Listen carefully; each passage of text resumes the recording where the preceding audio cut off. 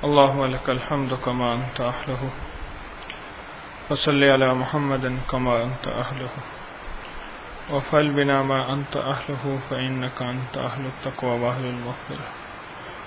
اللهم صل على محمد عبدك ورسولك وصل على المؤمنين والمؤمنات والمسلمین والمسلمات. آج کے حلقہ کشف المحجوب میں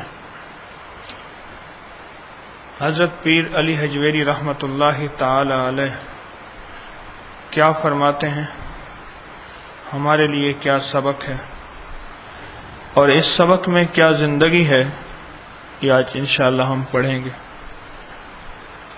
ہر دور میں انبیاء کرام علیہ السلام کے بعد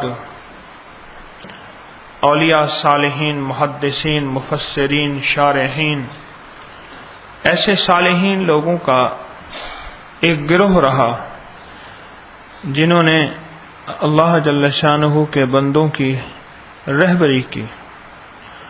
حضرت پیر علی حجویری رحمۃ اللہ تعالی علیہ بھی انہی لوگوں میں سے تھے جو کہ میرے مرشد حضرت خواجہ سید محمد عبداللہ حجویری رحمۃ اللہ تعالی علیہ کی جد امجد تھے، اور میرے شیخ انہی کی آل میں سے اور انہی کے خون سے تھے. یہ ان لوگوں میں سے تھے جو لاہور میں اس وقت آئے، غزنی سے، افغانستان غزنی سے اس وقت آئے جب یہاں اللہ جل شانہ کا نام لینے والے کم تھے اور ہر طرف بت پرستی اور ہر طرف مخلوق پرستی تھی، خالق پرستی نہیں تھی.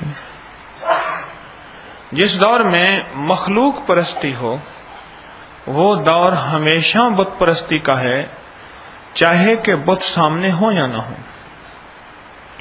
اور مخلوق سے مراد اللہ کے علاوہ باقی سب مخلوق ہے. اللہ کے علاوہ باقی سب مخلوق ہے. تو جس دور میں مخلوق پرستی ہو وہ دور بت پرستی کا دور ہے. تو اس دور میں یہ تشریف لائے اور توحید و رسالت سے مزین ایک کتاب لکھی اور ساری زندگی توحید کی تبلیغ کی تعلیم دی اور ساری زندگی مخلوق خدا کو اللہ جل شانہ کی طرف بلایا، اپنی ذات کی نفی کی. جو کلمہ پڑھتا ہے وہ دراصل اپنی ذات کی نفی کرتا ہے. لا الہ، جب لا کہتا ہے نا تو لا سے مراد یہ ہے کہ میں ساری چیزوں کی نفی کرتا ہوں.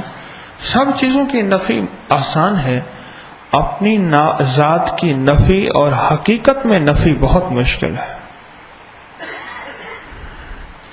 تیری دکان نفع نہیں دیتی، تیری زمین نفع نہیں دیتی، نفع اللہ دیتا ہے.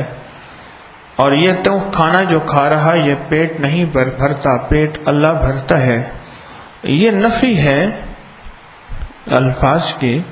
لیکن جب اپنی ذات پہ آتی ہے بات تو کہتا ہے نہیں، اگر میں اپنا یہ کاروبار اور یہ زندگی کا نظام نہیں چلاؤں گا تو کیسے پلوں گا، کیسے کھاؤں گا، کیسے جیوں گا. تو لا جو ہے لا الہ الا اللہ، یہ جو لا ہے یہ لا دراصل اپنی ذات کی نفی ہے، اپنی ذات کی. اور یہ اللہ والے ہیں، یہ ساری زندگی اپنی ذات کی نفی کرتے تھے. ساری زندگی اپنی ذات کی نفی، اپنی ذات کی نفی کی، اللہ کا اس بات کیا. لا الہ الا اللہ، لا الہ الا اللہ، یہ اپنی ذات کی نفی ہے. اللہ کا وجود ہے، اللہ کا ثبوت ہے. یہ کرتے کرتے اس دنیا سے رخصت ہو گئے. پھر اللہ نے پھر عجیب معاملہ کیا. اللہ نے کہا ٹھیک ہے، ساری زندگی مجھے منواتے رہے اور میری مانتے رہے اور مجھے منواتے رہے اور میری ذات کی عزت وقار سربلندی کو لوگوں کے دلوں میں بٹھاتے رہے. میں تو ویسے ہی زندہ تھا، حیات تھا، جاویدہ تھا، سرمدی تھا، ہمیشہ ہمیشہ سے کے لیے تھا. لو میں تمہیں بھی زندہ کر دیتا ہوں. ہاں، اس لیے بادشاہوں کو کوئی نہیں جانتا. پیر علی حجویری رحمۃ اللہ علیہ کے دور میں کون بادشاہ تھا، یہاں حاکم تاریخ نہیں بتاتے. لاہور کا حاکم کون تھا اس وقت، یا کتنے حکمران آئے کتنے بدلے؟ جرنیلی سڑک یہاں سے گزرتی تھی جو کہ پشاور سے بمبئی اور کلکتہ سے آگے تک جاتی تھی. جرنیلی سڑک یہ آپ کی جو مغل اپنا جی ٹی روڈ ہے، یہ جرنیلی سڑک ہے. اس جرنیلی سڑک کے فاتحین آئے غزنی افغانستان کے راستے. یہ تاریخ نہیں بتاتی، بس مختصر سا حلیہ بتاتی ہے. آج سے 1000 سال پہلے یہ نہیں بتاتی، لیکن تاریخ پیر علی حجویری رحمت اللہ علیہ کی یادوں کو زندہ رکھے ہوئے ہے. یہ زندہ تاریخ نے نہیں رکھا، اللہ نے رکھا ہے. اگر تاریخ نے زندہ رکھنا ہوتا تو تاریخ سب کو زندہ رکھتی. اللہ نے زندہ رکھا ہے کیوں؟ خود زندہ ہے. جس کو چاہے زندہ رکھے، جس کو چاہے مردہ کر دے، جس کو چاہے باقی رکھے، جس کو چاہے مٹا دے. وہ اسی کے اختیار میں ہے، اسی کے علم میں ہے.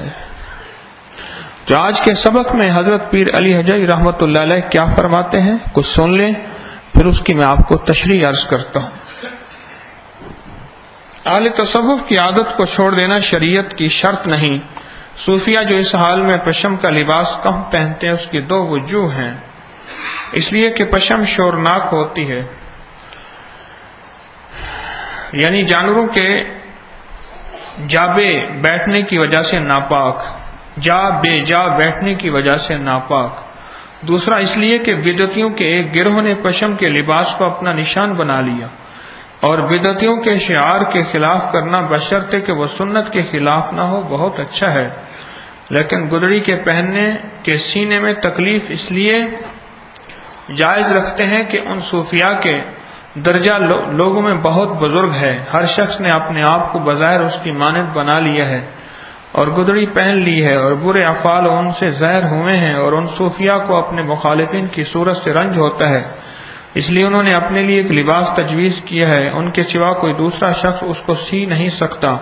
اس کو ایک دوسرے کی پہچان کی علامت اور شعار بنا لیا ہے. یہاں تک ایک درویش کسی بزرگ کی خدمت میں حاضر ہوا اور وہ ٹکڑا جو اس نے اپنے گدڑی میں سی رکھا تھا اس کا غلط ملط دوسرا نسخہ میں خط چوڑا لگا رکھا تھا. اس شیخ نے اس کو اپنے پاس سے جدا کر دیا. مطلب اس کا یہ تھا کہ اہل صفا کی طبع نازک اور طبع لطیف، مزاج لطیف ہوتا ہے، طبیعت کی کجی اچھی نہیں معلوم ہوتی. اس طرح ناموزوں شعر طبیعت کو اچھا معلوم نہیں ہوتا، ایسے ہی ناموزوں فعل بھی طبیعت قبول نہیں کرتی. اور ایک گروہ صوفیہ نے لباس کے ہونے یا نہ ہونے میں تکلف ہی نہیں کیا. اگر اللہ تعالیٰ نے انہیں گدڑی دے دی تو انہوں نے پہن لی، قبا دے دی تو پہن لی، ننگا رکھا تو ننگا رہنا پسند کیا. میں علی بن عثمان جلابی نے اس طریقے کو پسند کیا اور اسی کو اپنا شعار بنایا. اور حکایات میں مروی ہے کہ شیخ احمد خضروی باجزید رحمت اللہ علیہ کی زیارت کے لیے تشریف لائے. انہوں نے قبا پہن رکھی تھی، اور جب شاہ شجاع رحم اللہ عربی حفظ کی زیارت کو تشریف لائے تو وہ بھی قبا پہنے ہوئے تھے، اور ان کا متعین لباس تھا، کیونکہ بعض اوقات وہ آبا بھی رکھتے تھے اور کبھی پشمینہ کا لباس یا سفید پیرہن بھی پہنتے تھے. جیسا بھی مل جاتا پہن لیتے، کیونکہ وہ چیز جس سے آدمی کا نفس عادی ہو اس عادت سے اس شخص کو الفت ہو جاتی ہے، اور جب کسی چیز کو اس کی عادت ہو جاتی ہے تو وہ بار بار کرنے سے عادت طبعی ہو جاتی ہے، تو وہ اس کے لیے حق سے حجاب بن جاتی ہے. اور یہی وجہ ہے کہ پیغمبر صلی اللہ تعالی علیہ وسلم نے ارشاد فرمایا، بہترین روزہ میرے بھائی داؤد علیہ السلام کا روزہ ہے. صحابہ نے عرض کیا، یا رسول اللہ صلی اللہ تعالی علیہ وسلم وہ کیسا ہوتا ہے؟ تو آپ نے فرمایا، داؤد علیہ السلام ایک دن روزہ رکھتے تھے، ایک دن افطار کرتے تھے، تاکہ نفس کو روزہ رکھنے یا افطار کرنے کی عادت نہ ہو جائے اور اس کی وجہ سے حق سے حجاب ہو جائے. اور اس بارے میں ابو حامد دوست مروزی رحم اللہ کا حال بہت ٹھیک رہا. ان کے مرید انہیں کوئی لباس پہناتے تو وہ پہن لیتے، اور جب ان سے کسی مرید کو اس لباس کی حاجت ہوتی تو آپ کی فراغت قلبی کی تو میں رہتے. جب آپ دنیا و مافیہ سے خالی ہو جاتے اور لباس ان کے بدن سے اتار لیتے، آپ نہ پہنانے والے سے کہتے کیوں پہنایا ہے، اور نہ اتارنے والے سے کہتے کیوں اتارا ہے. ہمارے اس زمانے میں ایک بزرگ غزنی میں، اللہ اس شہر کو آفات سے محفوظ رکھے، اپنے شہر کو دعا دے رہے ہیں، جن کا لقب مبید رحمت اللہ تعالی علیہ، وہ لباس پہننے میں پسند امتیاز کو روانی رکھتے اور اس مقام میں وہ نہایت درست ہے۔ رہی یہ بات ان صوفیہ کی اکثر کپڑے نیلے ہوتے ہیں، ان کا یہ مطلب یہ ہے کہ ان بزرگوں نے اپنے طریق کی بنیاد سیر و سیاحت میں رکھی ہے۔ سفید لباس سفر میں اپنے حال پر نہیں رہتا، اس کو دھونا دشوار ہوتا ہے، ہر شخص اس کی طمع بھی کر سکتا ہے، چرا لیتا ہے۔ اور دوسرا وجہ یہ ہے کہ نیلا لباس اہل ماتم و مصیبت اور غم زدہ لوگوں کا لباس ہے، اور دنیا محنت کا گھر ہے اور مصیبت کا پردہ، سرا غم کا گڑھا اور جدائی کی کٹیا اور بلا کا گہوارہ ہے۔ اور جب حق کے طالب علموں نے اپنا دلی مقصود دنیا میں ہوتے نہ دیکھا تو نیلا لباس پہن لیا اور وصولے اور وصال محبوب کے سوگ میں بیٹھ گئے، اور ایک دوسرے گروہ نے اپنے عمل میں کوتاہی اور اپنے عمل میں خرابی اور زمانے میں توزیع اوقات کے سوا کچھ نہ دیکھا تو نیلا لباس پہن لیا، کیونکہ مقصود کا فوت ہونا موت سے زیادہ سخت ہے۔ اگر ایک نے اپنے عزیز کی موت پر نیلا لباس پہن لیا تو دوسرے نے مقصود کے فوت ہونے پر نیلا لباس پہن لیا۔ علم ظاہر کے ایک جھوٹے مدعی نے کسی درویش سے پوچھا یہ نیلا لباس تو نے کیوں پہنا؟ تو اس نے جواب دیا پیغمبر علیہ السلام نے تین چیزیں دنیا میں باقی رہی ہیں، اول فقر، دوسرا علم، تیسرا شمشیر۔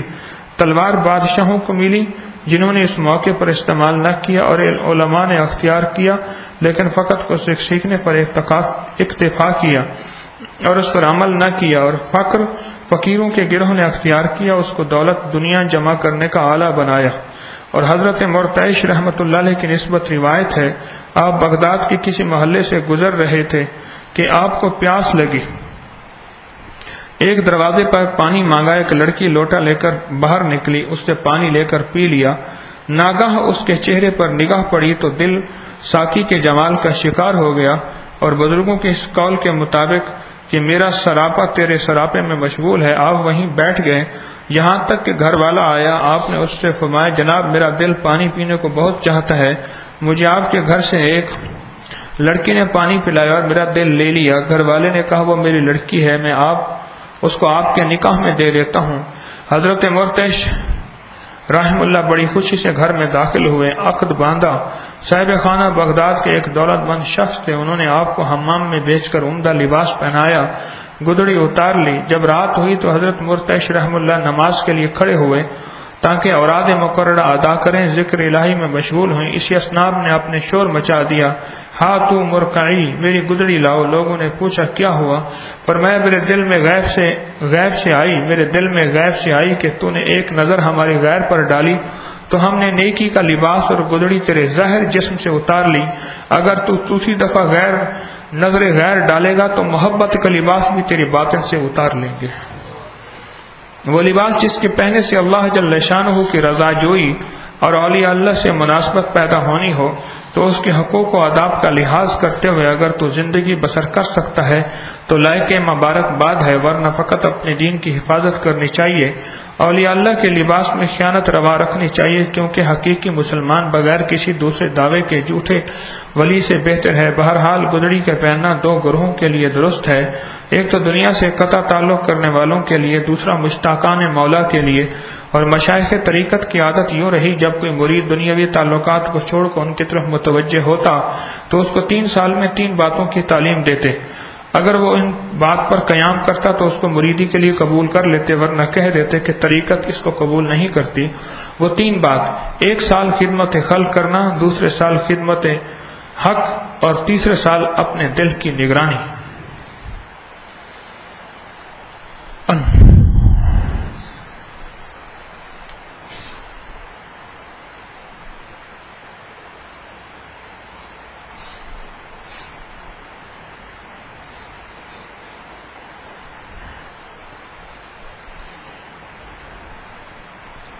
انسان اپنی نظروں سے پاتا بھی ہے، پیتا بھی ہے، اور انسان اپنی نظروں سے دیتا بھی ہے، کھوتا بھی ہے۔ ان نظروں کا بڑا تعلق ہے انسان کی زندگی کے ساتھ، ان نظروں کا بہت تعلق ہے، بہت زیادہ۔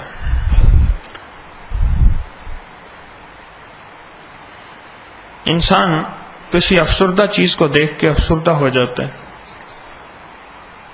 اور خوشنما چیز کو دیکھ کے اندر دل میں خوشیاں اور محبتیں اور مسرتیں لوٹ جاتی. تو معلوم ہوا دیکھنے سے کچھ ہوتا ہے. اور شیخ نے جو بات کہی بڑی اہم بات کہی کہ پہلے دور میں جو اللہ والے تھے جو ان سے مرید ہونے کے لیے آتا تھا تو اس کے سامنے 3 باتیں ہوتی تھی. 3 سال ہوتے تھے. پہلے سال میں وہ 1 سال خدمت خلق کرتا.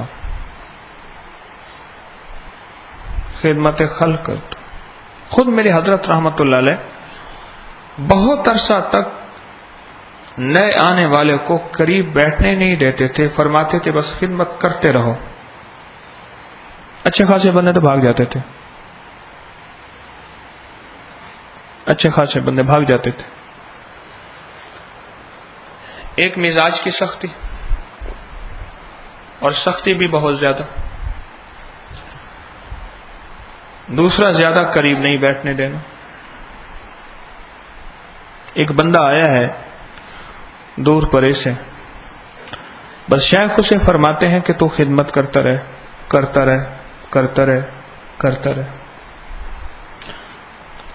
فلسفے کی سمجھ بہت کم لوگوں کو آتی ہے. مجھے اس دن ایک صاحب کہنے لگے جب میں آپ کے سامنے آتا ہوں آپ بات کم کرتے ہیں, آپ مجھے تصوف, سلوک, شریعت, طریقت اس کی حقیقت نہیں بتاتے. میں نے ان سے ایک سوال کیا کتنے سال بچہ گفتگو نہیں کرتا صرف خاموش ہوتا ہے. 9 مہینے تو اس کو ایسی غار کے اندر اللہ جل شانہ نشو نما اور تکمیل کا چلہ کراتے ہیں 9 مہینے کہ جس سے نہ کسی کی سننا نہ کسی سے بولنا. ایک غار ہے اس میں اللہ پاک اس سے چلہ کرواتے ہیں 9 ماہ. 9 ماہ کسی کی نہیں سنتا. جب غار سے اللہ اس کو اپنی رحمت سے اپنی حکمت سے باہر نکالتے ہیں پھر وہ اپنی دنیا میں مست ہوتا ہے بچہ. اسے کسی چیز کی خبر نہیں ہوتی, بس کائنات ہے, دنیا ہے. پھر 1 سال یوں ایسا گزر جاتا ہے, 1 سال یوں گزر جاتا ہے. آپ سمجھ رہے ہیں کہ وہ نہ کوئی سوال کرتا ہے نہ سنتا ہے, بس ایک تربیت کے مراحل ہے. اس کو کہا جاتا ہے خاموش رہے اور چلتا رہے. یہ خاموش رہنا اور چلتے رہنا یہ اس کی تربیت میں شامل ہے. زیادہ سوال بھی نقصان پہنچاتے ہیں. تو میں 1 سال تو خدمت خلق میں اور 1 سال خدمت حق میں اللہ جل شانہ کی خدمت. ایک خدمت خلق 1 سال. یہ بہت بڑے گورنر تھے شیخ شبلی رحمت اللہ علیہ, اپنے علاقے کے گورنر تھے.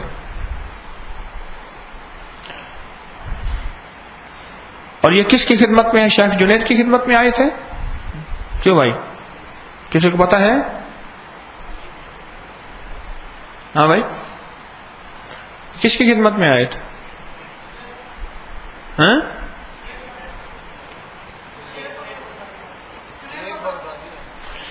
تو شیخ جنید کی خدمت میں تشریف لائے.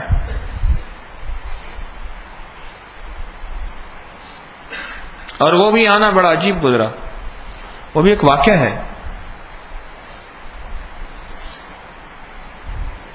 ہر سال بادشاہ اپنے گورنروں کو بلاتا تھا. ہر سال بادشاہ اپنے گورنروں کو بلاتا تھا. اس سال بھی اس نے بلایا، یہ بھی گورنر تھے، اور بادشاہ کو اصول تھا کہ اس کا ایک شاہی لباس ہوتا تھا، سارے گورنر صرف وہی لباس پہنے اور کوئی نہ پہنے۔ انہوں نے وہ لباس پہنا نہیں تھا، بڑی محفل میں بادشاہ نے ان کو بے عزت کر دیا۔ ان کے دل کو چوٹ لگی کہ میں نے ایک محفل میں بادشاہ کی اطاعت نہیں کی، ساری زندگی اس کی اطاعت کرتا آیا ہوں، ایک محفل میں اطاعت نہیں کی، اتنی بے عزتی ہوئی۔ میں ساری کائنات کے بادشاہ کی ساری زندگی اطاعت نہیں کی، قیامت کے دن میری کتنی بڑی بے عزتی ہوگی۔ یہ خیال آیا، بس یہ خیال آیا، اور جب یہ خیال آیا تو بادشاہ کو لباس بھی سب کچھ واپس دے دیا۔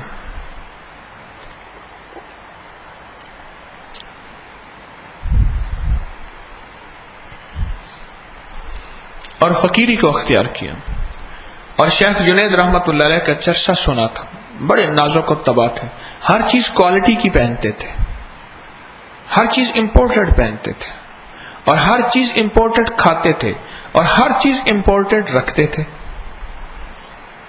ہمارے پاس ایسے ہیں بعض شوخ نوجوان یا ایسے شوخ لوگ، وہ ہر چیز کوالٹی کی، امپورٹڈ، اتھینٹک چیز، اس کی سٹیمپ پہ نظر، اس کی کوالٹی پہ نظر، اور اگر کسی نے کوئی چیز ایسی پہنی بھی ہوئی ہے کوئی بڑی کمپنی کی تو نظر رکھتے ہیں، واہ کمال ہے۔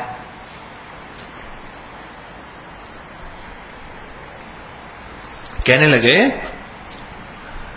بس یہی تو پہچان ہے مجھے، اور کس چیز کی پہچان ہے کہ میں اعلی چیز کی اصل نقل کو پہچان لیتا ہوں، یا پھر مجھے پھل لینے کھانے پینے کی چیزیں بھیجیں، اس کی کوالٹی کو میں چیک کر کے بتا دیتا ہوں یہ اصل ہے نقل ہے، کھاؤ پیو جان بڑھاؤ پکڑا ہی مت دو۔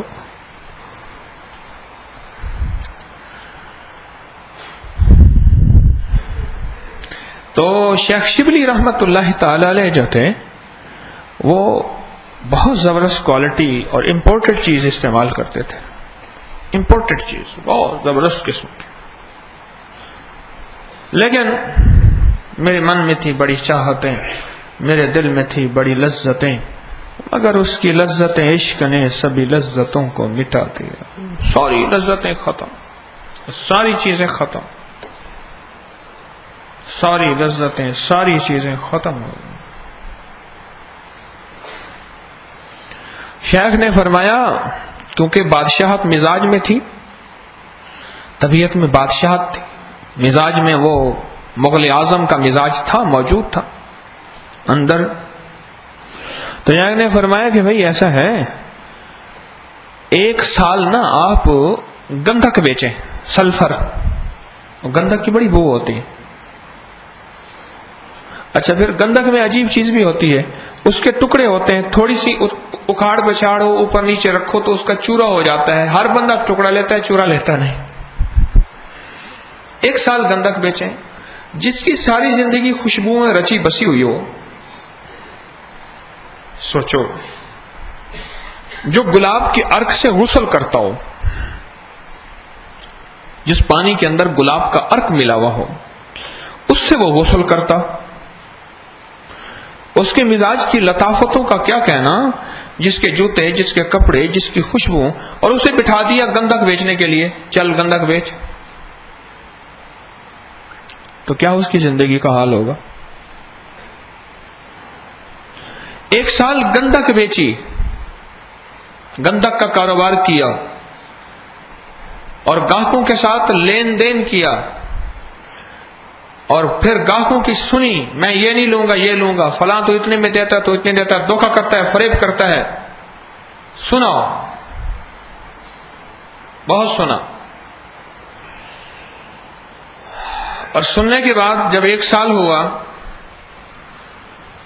تو شیخ کے پاس آئے۔ کیسے آئے حضرت؟ آپ نے فرمایا تھا ایک سال، تو فرمایا آج ایک سال، ایک دن ایک سال کا پہلا دن ہے۔ اچھا، گنتے گنتے وقت گزار دیا، ایک سال اور جاؤ۔ ہاں یہ طلب تھی، یہ تڑپ تھی۔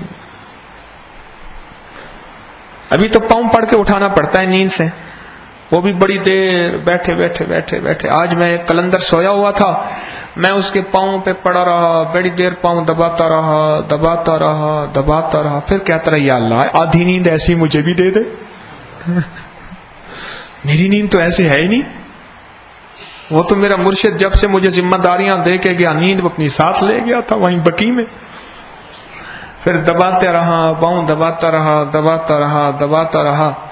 بڑی دیر کے بعد چشمے خمار کو ہوش آیا اور یوں دیکھا, اور پھر کہنے لگے جی ہر ایک بات پہ کہتے ہو کہ تو کیا ہے, تم ہی کہو کہ یہ انداز گفتگو کیا ہے. ہر ایک بات پہ کہتے ہو کہ تو کیا ہے, تم ہی کہو کہ یہ انداز گفتگو کیا ہے. کہنے لگے جی, میں نے کہا جی بس آپ کی شفقت میں در حضور پہ آیا ہوں, اس کے سنا ہے در یار پہ بڑی دھوم ہے, وہاں عاشقوں کا ہجوم ہے.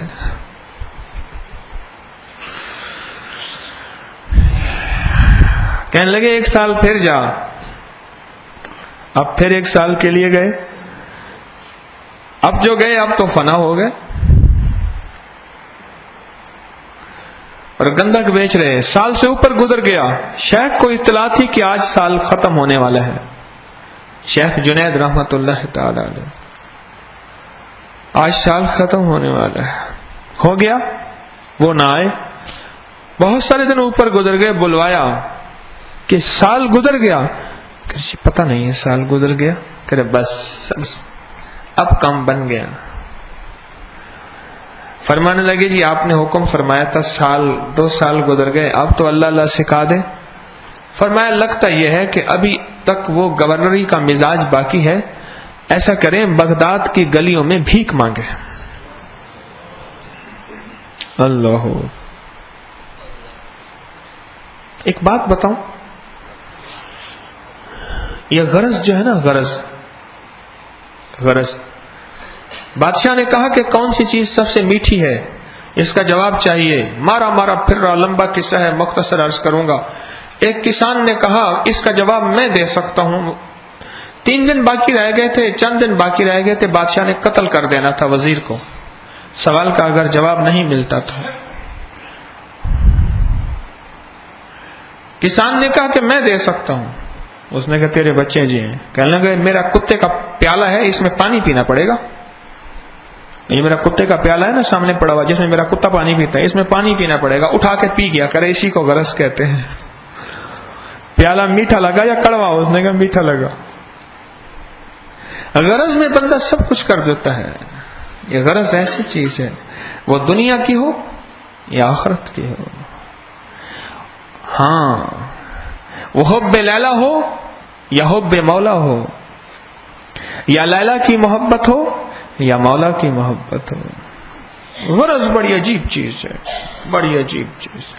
ایسی عجیب چیز تو ہے کہ میرے پاس کئی واقعات ہیں کہ انہوں نے کہا تیری اولاد نہیں ہوتی, تو انہوں نے کہا جو مئی فوت ہو گئی ہو اس کی میت کے اوپر جا کے نہا, قبر کو کھول کے نہایا. یا جو بچہ چھوٹا مر گیا ہو اس کو اٹھا کے اس کی میت کو نکال کے ٹونا کر, یہ اس نے کر دیا. وہ ٹونا میت کو نکالا رات کو قبرستان کی قبر میں سے جا کے. یہ غرض تو ہے اور کیا ہے. عشق لیلا یا عشق مولا. ان کے اندر عشق مولا تھا. 1 سال بھیک مانگی. ہاں, میں اس شخص کو جانتا ہوں جس کو اس کے مرشد نے بھیجا, سیال کوٹ کی گلیوں کے اندر جا کے بھیک مانگی اس نے. کہنے لگے حکم یہ تھا کہ بھیک مانگنی ہے, لو بھیک ملے اسے غربا میں تقسیم کر دینی ہے, اور اپنی روٹی اپنی جیب سے مزدوری کر کے کھانی ہے. ایک مدت مقرر کی. کہنے لگا کہ ایک سبزی منڈی میں پھلوں کی پیٹیوں کا ٹرک اتر رہا تھا. اب مجھے حکم یہ تھا کہ میں مزدوری کر کے میں نے کھانی ہے. میں ٹرک اترواتا رہا. سب کو مزدوری پوری دی, مجھے مزدوری پوری نہیں دی, جبکہ میں نے کام پورا کیا. کیونکہ وہ سارے مزدور وہ تھے جو روز کام کرنے والے، یہ چہرہ وہ تھا جو ان نون اجنبی چہرہ تھا، وہ تو پھر کام آنے والے تھے، یہ کام آنے والا نہیں تھا، لہذا اس کی مزدوری کھا گیا اور اس کو تھوڑے سے پیسے دیے جس سے اس نے روٹی جا کے کھا لی، اور روٹی کھا کے اس کی آنکھوں سے آنسو بہ گئے کہ بھلا ہونا اونچیاں دا جنا نیویاں نال دفائی ہو۔ سیالکوٹ کی گلیوں میں، سڑکوں میں، اور ان گلیوں اور سڑکوں میں بھیک منگوائی کہ جا کے بھیک مانگو۔ پھر بھیک منگوانے کے بعد جب 1 سال بھیک منگوائی اور بھیک مانگ لی، اور بھیک مانگنے کے بعد جب پھر آئے تو پھر فرمانے لگے، ہاتھ میں یوں ہاتھ دیے، کہنے لگے پڑھو اشہد اللہ الہ الا اللہ وحدہ لا شریک لہ۔ وجہ میں سے پڑھا نا اشہد اللہ الہ الا اللہ، بس یہی بات پیر علی حجوی رحمۃ اللہ تعالی علیہ نے جو فرمائی میں وہ عرض کر رہا ہوں، اسی کی وضاحت عرض کر رہا ہوں کشف المعجوب کے آج کے حلقے میں، کہ جب یہ کلمہ پڑھا نا اشہد اللہ الہ، فرمانے لگے کہ میرے دل نہیں، میرا جسم نہیں، میرا رواں نہیں، میرے ارد گرد جتنی چیزیں تھیں وہ سوری پڑ رہی تھی اور میں سن رہا تھا۔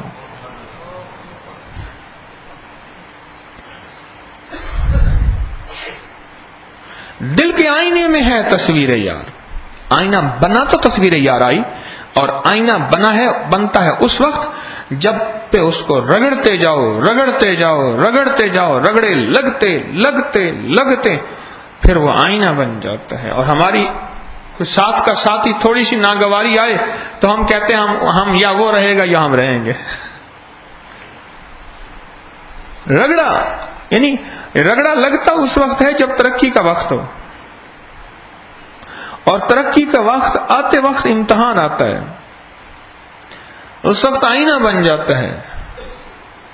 رگڑے لگتے کبھی مزاج کے خلاف، کبھی طبیعت کے خلاف، کبھی من کے خلاف، کبھی چاہت کے خلاف، کبھی فیشن کے خلاف، کبھی رواج کے خلاف، کبھی گھر، کبھی ہر طرف سے رگڑے لگتے یہ دل آئینہ بن رہا، اور پھر اللہ جل شانہ کی محبت اور مدینے والے کی اطاعت اور عشق کو اس نے نہیں چھوڑا کملی والے کے، بس یہ دل آئینہ بن رہا۔ یہی بات پیر علی حجوی رحمت اللہ تعالی علیہ فرماتے ہیں، جب یہ دل آئینہ بن گیا بس اس آئینے کے اندر پھر سب کچھ نظر آتا ہے، اور یہ آئینہ بن جاتا ہے تو ہر چیز یہ جو پڑھتا ہے ساری کائنات اس کے ساتھ وہی ذکر کرتی ہے۔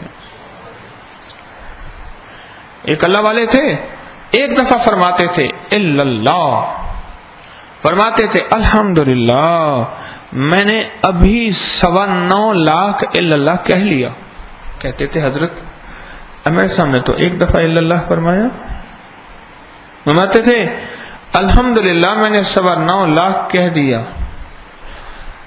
اب یہ کسی کو سمجھ نہیں آتی تھی، ایک دفعہ راز کھولا کہ جب میں الا اللہ کہتا ہوں میرے ارد گرد مٹی کے ذرہ اور اینٹیں اور پتے اور ہر چیز الا اللہ کہتی ہے، اور جو وہ کہتی ہے کہ یہ آپ نے نہیں، ہم نے نہیں کہا، آپ نے کہا ہے، یہ آپ کا ہے، وہ ہمیں دے دیتے ہیں، وہ مجھے دیتے ہیں تو میرا ہی ہوتا ہے۔ تو میں ایک دفعہ تو کہتا نہیں، میں 9.25 لاکھ دفعہ کہتا ہوں، 9.25 کروڑ دفعہ کہتا ہوں۔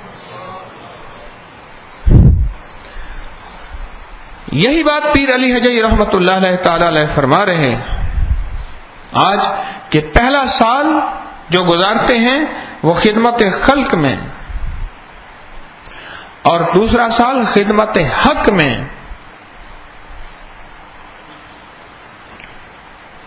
اب انہوں نے 1 سال بھیک منگوائی اور خدمت خلق کرائی، کیا فرمایا حضرت شبلی رحم اللہ کو؟ جو بھیک ملے وہ غریبوں میں تقسیم کریں، اپنا گزارا مزدوری کر کے کریں، بھیک میں آپ کا حق نہیں ہے۔ ویسے بھی شیخ جنید اگر بھیک لیتے بھی تو ان کے کوئی اسباب تو ہوں گے، جو صاحب نصاب ہو وہ زکوٰۃ ویسے نہیں لے سکتا، تو فرمایا بھیک ان لوگوں کے لیے جن کا حق ہے، آپ اپنا گزارا کریں۔ تو 1 سال تو یوں خدمت خلق کرائی اور 1 سال مزدوری کروائی، تجارت کرائی گندک کی، اور کیا فرمایا؟ سچا تاجر کون ہوتا ہے؟ قیامت کے دن کن لوگوں کے ساتھ ہوگا؟ ہاں، شہداء اور صدیقین کے ساتھ ہوگا، صالحین کے ساتھ ہوگا، نیک لوگوں کے ساتھ ہوگا۔ تو 1 سال جو ہے یہ خدمت کرائی، اور اگر فرمایا، شیخ فرماتے ہیں جو تیسرا سال ہے وہ دل کی نگرانی ہے، اپنے دل کی نگرانی ہے۔ ایک ہے دل کا سوال، ایک ہے زبان کا سوال، اشراف نفس، دل کی نگرانی۔ گرمی سخت ہے، لسی پی رہا، گرمی سخت ہے، لسی پی رہا، جی میں آیا مجھے بھی لسی مل جائے، دل کا سوال ہے۔ کپڑے اچھے لگے، جی میں آیا کہ مجھے یہ کپڑے دے دے۔ اچھا لگنا یہ طبیعت کا خاصہ ہے، اللہ نے رکھ دیا۔ ایک یہ ہے کہ یہ مجھے دے دے، اس نے ابھی زبان کا سوال نہیں کیا، ابھی دل کا سوال کیا ہے، یہ مجھے دے دے۔ کھا رہا مجھے کھلا دے، پہن رہا مجھے پہنا دے، یہ دل کا سوال ہے۔ جو اہل حق ہوتے ہیں، جو اہل حق ہوتے ہیں، ان کے لیے دل کا سوال بھی منافی ہے۔ وہ دل کے سوال کی بھی نگرانی کرے، وہ دل کو وبال کی بھی نگرانی کرے، وہ دل کے وساوس کی بھی نگرانی کرے، وہ دل پہ گناہوں کا عکس ہے اس کی بھی نگرانی کرے۔ وہ ہر وقت اپنے دل کو صاف کرتا رہے، دل کیا چاہ رہا، دل کیا مانگ رہا، دل کیا طلب کر رہا، اس کی نگرانی کرتا رہے۔ وہ ایک اشب تامے تھا، عربی کی کتابوں میں ہے، ایک صاحب تھے، وہ ایک بندہ مٹی کے برتن بنا رہا تھا، اس سے کہنے لگا چھوٹے چھوٹے کیوں بناتا ہے، بڑے بڑے بنا۔ اس نے کہا تیرا کیا تعلق؟ اس نے کیا پتا مجھ بندہ کوئی گفٹ کر دے، یا کیا پتا کوئی بندہ اس میں مجھے کوئی چیز کھانے کی دے، تو چلو بڑا برتن ہوگا تو زیادہ تو دے گا۔ پھر بچوں کو کہتا کہ فلاں جگہ کوئی چیز بٹ رہی ہے، بچے بھاگتے، خود بھی پیچھے بھاگ پڑتا۔ تو انہوں نے کہا تو کیوں پیچھے بھاگتا؟ کیا پتا مطلب ہو ہی جائے، ایسے کیا چانس لگ جائے، چلے میں بھی پیچھے بھاگ جاتا ہوں۔ دل کی نگرانی، اور یہ مرض خواتین میں زیادہ ہوتی ہے۔ ایک نشست میں صرف 5 منٹ کی ملاقات ہوئی، ایک مائی نے دوسری مائی کی ایسی فوٹوسٹیٹ لے لی، ایسا اپنے دل کے موبائل میں عکس لے لیا کہ اس کی آنکھیں الٹی سیدھی کیسے تھیں، منہ کیسے کرتی تھی، کان کیسے تھے، آنکھ کیسی تھی، کپڑے کیسے تھے، فلاں کیسا تھا، سورا ایک پل میں عکس لے لیا، ایک پل کے اندر یوں عکس لے لی۔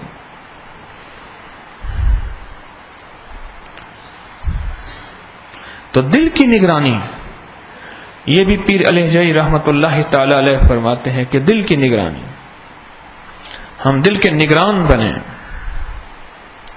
دل کی نگرانی۔ یہ 3 چیزیں ہماری فقیری کا حصہ ہیں، فقیری کا حصہ ہیں۔ ایک بندہ مجھے کہنے لگا کہ دین میں اتنی سختی نہیں ہے۔ میں نے کہا بالکل ٹھیک، سختی نہیں ہے، پابندی ہے۔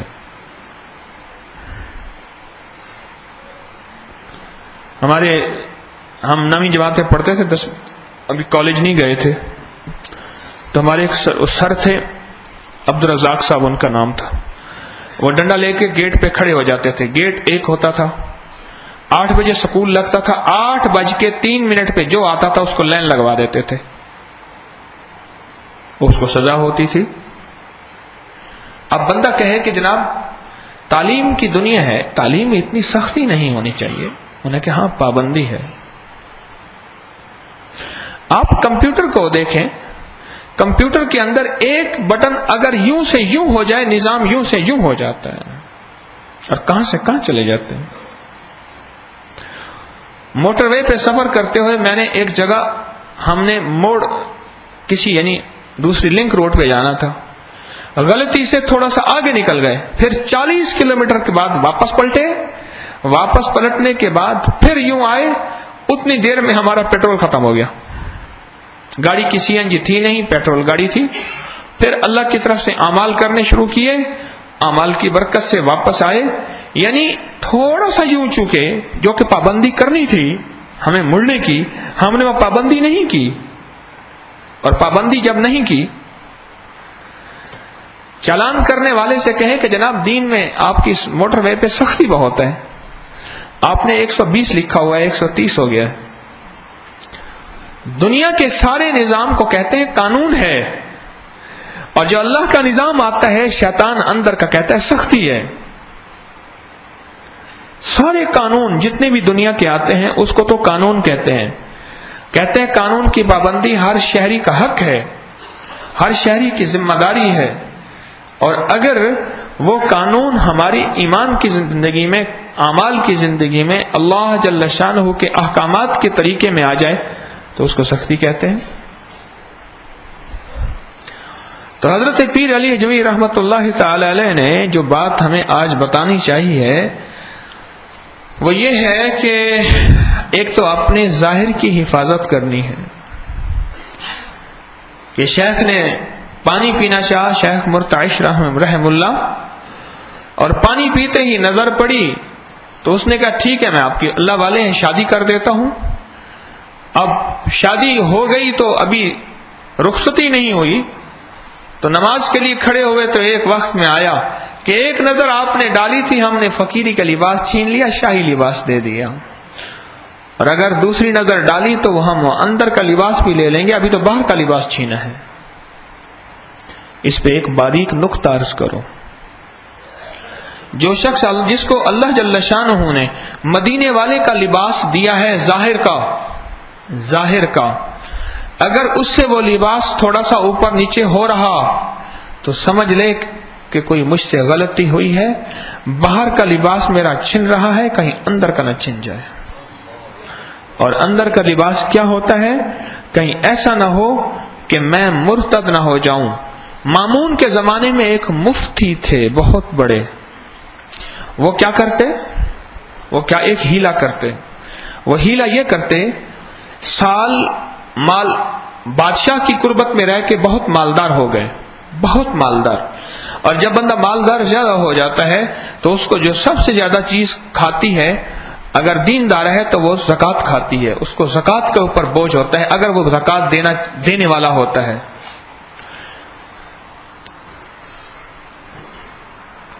تو وہ کیا کرتا؟ وہ یہ کرتا، ہیلا کرتا ہے. ابھی سال میں ایک ہفتہ باقی رہتا پورا ہونے میں کہ زکوٰۃ اس پہ لاگو ہو جاتی. وہ مال اپنی بیوی کو ہدیہ کر دیتا، بیوی کو کہتا سارا مال تجھے ہدیہ، اس کا تو رہا نہیں. جب بیوی کا سال ہونا لگتا وہ شوہر کو ہدیہ کر دیتی. اس نے یہ ہیلا اختیار کیا. ایک بات یاد رکھیے گا، قناعت کی اور بخل کی سرحدیں ملتی ہیں. یہ بڑی باریک باتیں عرض کر رہا ہوں، ملتی ہیں اس کی. اور حلال کی اور احتیاط کی سرحدیں ملتی ہیں. اس نے کیا کیا؟ اس نے ہیلا اختیار کیا. وہ ہیلا ایسا اختیار کیا جس نے اس کو احکامات کی زندگی اور اللہ کی نور کی زندگی سے دور کیا حتیٰ کہ اس کے ساتھ کیا ہوا؟ دولت اور مال کا بڑھنا بڑھتا گیا، ایمان گھٹتا گیا. ایک وقت ایسا آیا آخری وقت میں مرتد ہو کے مر گیا.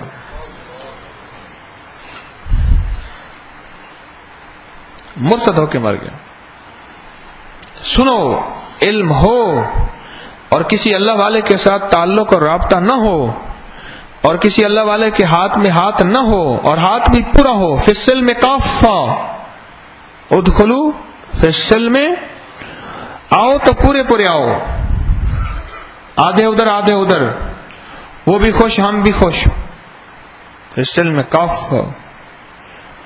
تو اگر پورا نہ ہو تو بھی فائدہ نہیں. علم ہو اور ساتھ کسی فقیر کا اللہ والے کے ساتھ تعلق نہ ہو تو پھر خطرہ یہ ہے کہ یہ علم اس کو گمراہ نہ کر دے، جیسے کہ اس مامون کے دور کے عالم کو اس علم نے گمراہ کر دیا، اور اتنا بڑا گمراہ کیا کہ علم بھی گیا، عمل بھی گیا، ایمان بھی گیا اور کلمہ بھی گیا۔ کلمہ بھی گیا۔ اہل بیت کے ایک بزرگ گزرے حضرت امام موسیٰ کاظم رحم اللہ تعالی علیہ۔ موسیٰ کاظم اس لیے فرماتے تھے، پہلے ان کی وجہ توجیہ سن لے، ہر موسیٰ نام کا بندہ جلالی ہوگا۔ جو اہل علم ہیں جو ناموں کی دنیا کا علم جانتے ہیں، وہ یہ کہتے ہیں کہ اللہ پاک نے ایک تو موسیٰ کے نام میں نقطہ نہیں ہے، جو بے نقطہ حروف ہیں ان کے اندر طاقت زیادہ ہے، ٹھیک، اور دوسرا موسیٰ نام کے بندے میں جلال زیادہ ہے۔ تو والکاظمین الغیظ، موسیٰ کاظمین الغیظ، ایسے لوگ جو اپنے غیظ کو پینے والے ہوں، اپنے غیظ کو ہضم کرنے والے ہوں، اپنے غصے پہ کنٹرول کرنے والے ہوں۔ میں نے اس کا عاشقانہ ترجمہ کیا ہے، اپنے غصے پہ کنٹرول کرنے والے۔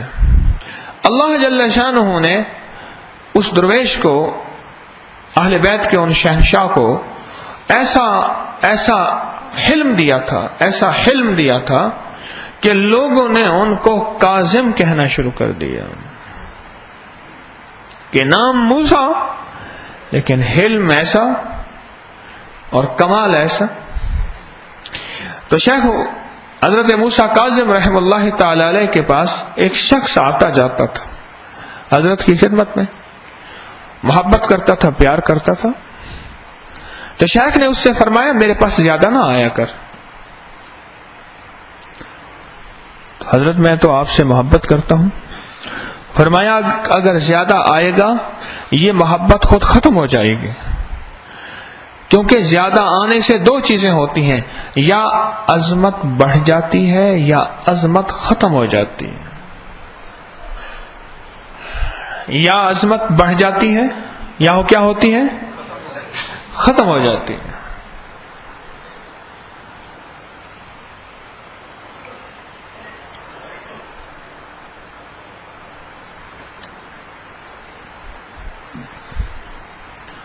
تو اس نے عرض کیا جی حضرت آپ کیا سمجھتے ہیں کہ میرے بارے میں؟ پر میں سمجھتا ہوں تیرے بارے میں تیرے اندر سے عظمت ختم ہو جائے گی، تو میرا کوئی عمل دیکھے گا ایسا جس وقت اس عمل میں مجھے اللہ کی طرف سے رخصت ہوگی۔ رخصت سے مراد مثلا میں سفر میں ہوں، میرے اللہ نے کہا ہے کہ تیرے فرض بھی آدھے ہیں، تو کہے گا اس نے تو تہجد بھی نہیں پڑھی۔ آپ سمجھ رہے؟ میں سفر میں ہوں، سفر میں تو فرض بھی آدھے ہو جاتے ہیں نا، ایسا ہے یا نہیں اللہ والو؟ اور اگر میں نے تہجد نہ پڑھی، میں سفر کے اندر تھا، سفر کی تکان، سفر کی تکلیف ایسی تھی، میں نیند میں کھو گیا، میں فجر کے وقت اٹھا، مجھے اس وقت میری اللہ نے رخصت دی تھی، رخصت کہتے ہیں رعایت، یا میں حالت جہاد میں تھا، میرے سر کے بال بڑھ گئے، میری مونچھوں کے بال بڑھ گئے، میرے ناخن بڑھ گئے، یا میں حالت حج میں تھا اور حالت حج میں میرا کپڑے میلے، میرا بدن میلا، میرے بال بکھرے ہوئے، تو رخصت، یہ میرے لیے رخصت ہے۔ جیسے کہ روزے دار کے منہ کی بو کو اللہ مشک سے زیادہ کہتے ہیں، اس طرح جب حج کے سفر میں ہو آدمی، حالت حج میں ہو یا کہ حالت احرام میں ہو یا حالت جہاد میں ہو، تو احکامات بدل جاتے ہیں۔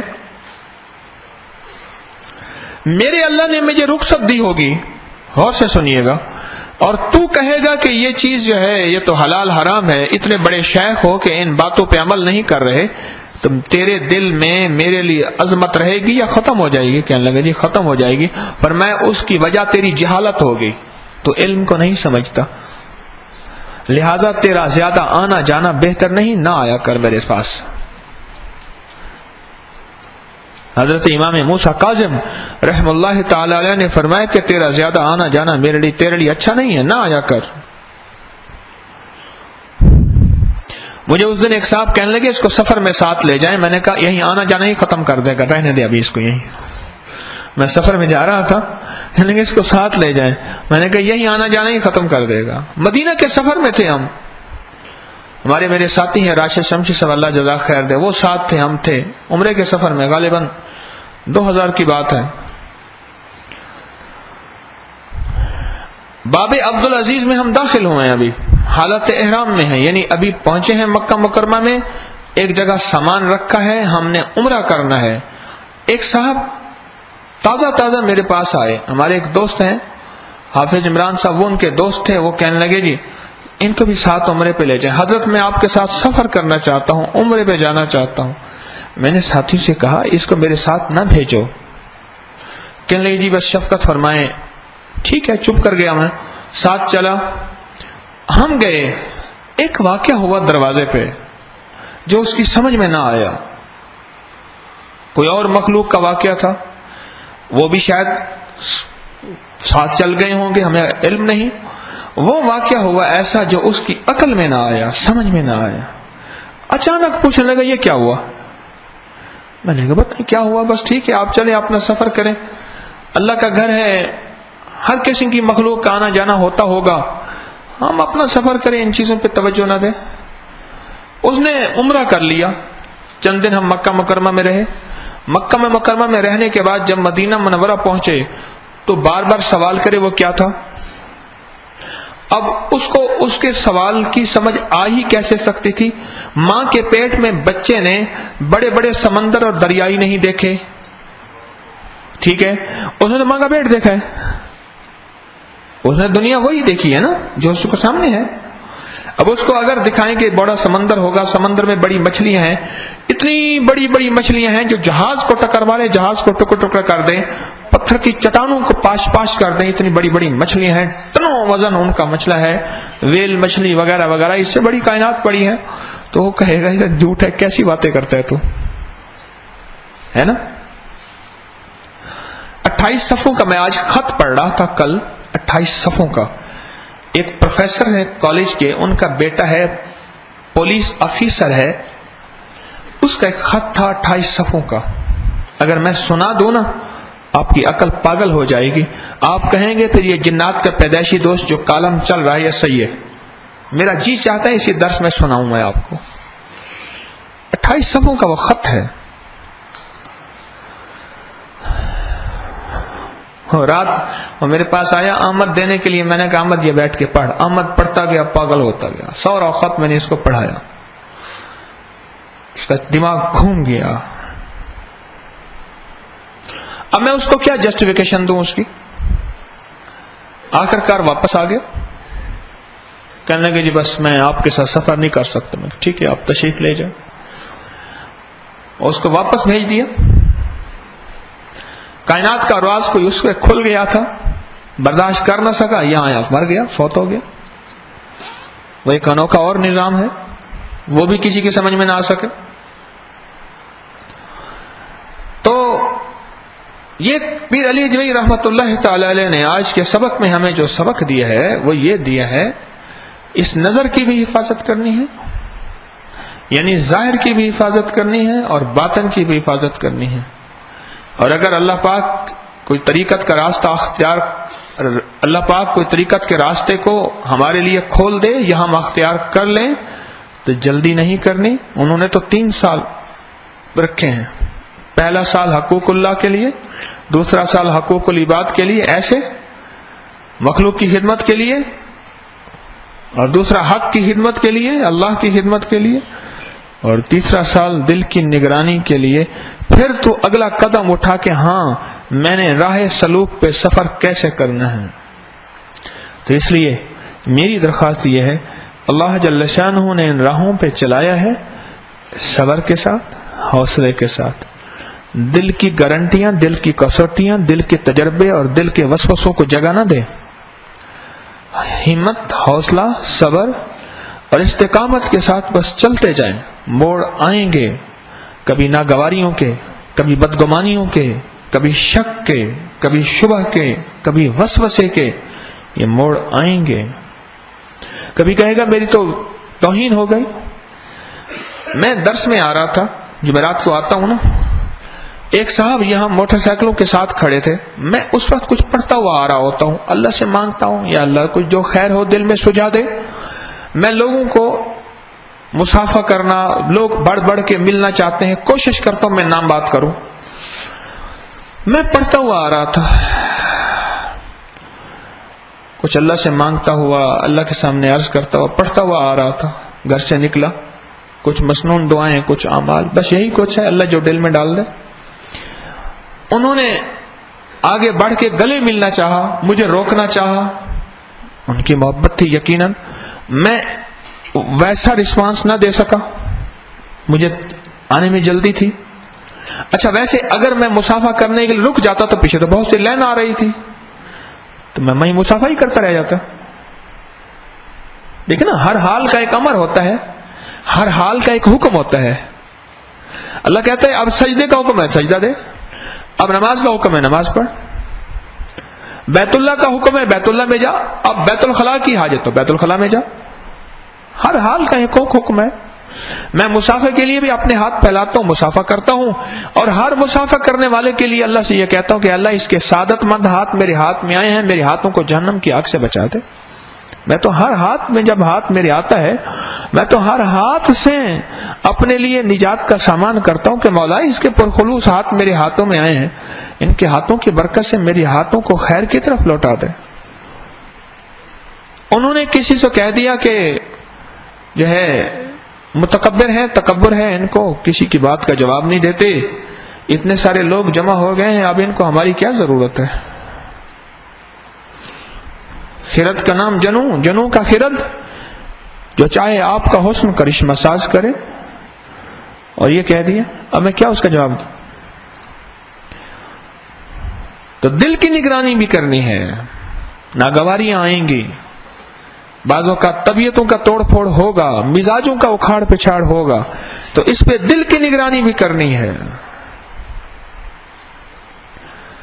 تب تو یہ چلتا جائے گا چلتا جائے گا چلتا جائے گا، ورنہ کسی موڑ پہ بیٹھ جائے گا، کسی موڑ پہ بیٹھ جائے گا،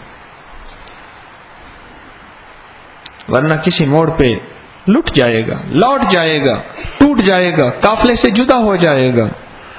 اور اسے کوئی بدگمانی یا اسے کوئی شک یا اسے کوئی شبہ، یہ چیزیں اس کو توڑ دیں گے. اور دل کی نگرانی بھی کرنی ہے. پھر یہ بعض اوقات تسبیح خانے میں یا آئے گا اس لیے یہاں بڑے بڑے لوگ آتے ہیں، دولت مند مالدار، شاید میری کوئی سفارش ہو جائے، میری کوئی حاجت پوری ہو جائے، یا یہ ہے کہ میرا کسی سے تعلق بن جائے، میرا کسی سے تعارف ہو جائے، یا میں تسبیح خانے میں کوئی میری امداد کر دے. مجالس مجذوبی میں اوپر اب وہ صاحب آنا چھوڑ گئے. ہر دفعہ وہ ایک بات بہت سناتے تھے. آئندہ کے لیے میں نے ان کے ہاتھ میں مائک دینا چھوڑ دیا. آگے بیٹھتے تھے، میں نے کہا نہیں بس آپ بیٹھے رہیں. اور وہ اس انداز سے کہانی بیان کرتے تھے، اس انداز سے کہانی بیان کرتے تھے کہ یہاں مجمع بیٹھے والا سنے اور میری امداد کرے. تو دل کی نگرانی بھی کرنی ہے ہر لحاظ سے. اس دل کو اتنا حساس نہیں بنانا کہ میری بے عزتی ہو گئی ہے، میری انسلٹ ہو گئی ہے.